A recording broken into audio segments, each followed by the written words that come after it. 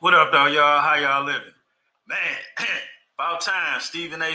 Somebody that got with Stephen A. Smith.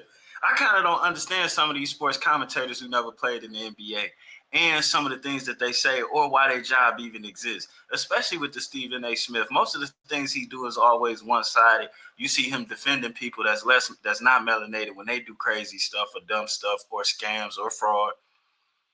But if a black guy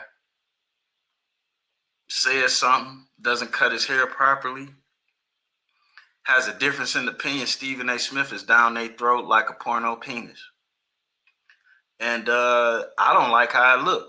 First of all, I don't like that kind of porn. Second of all, if you're going to be that type of person, then do that to everybody, not just the melanated people, but I digress. Let's see what happened with King James and Mr. Smith.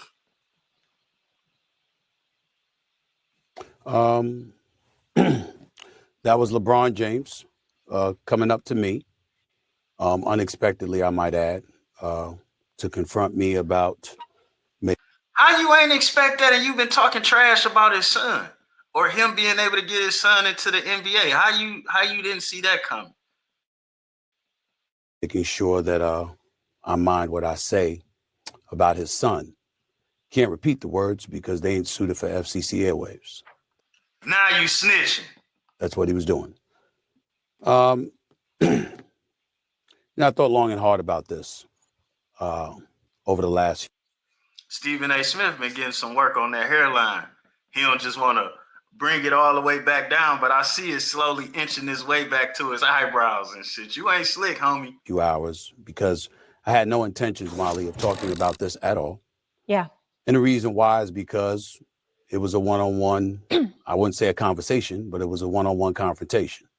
But then I wake up and everybody from ESPN and my agent and everybody else were sending me that this thing had gone viral.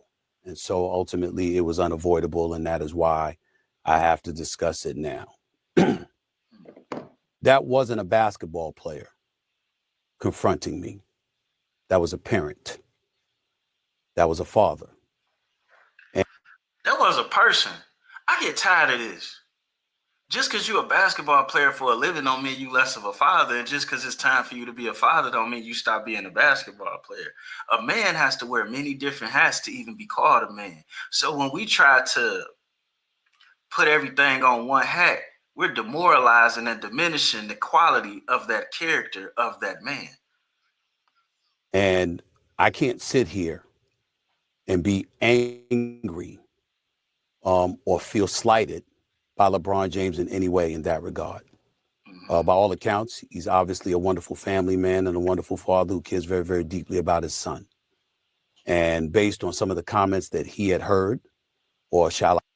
And by all accounts, you're a man with, what, 2 daughters, and you're not with either one of the mothers. So when you get to talking about what a man does for the son who lives in the house with him, who he raised every day of his life, sad to say, Stephen A., you may not know nothing about that. For one, you don't have the testicular fortitude to conceive a son.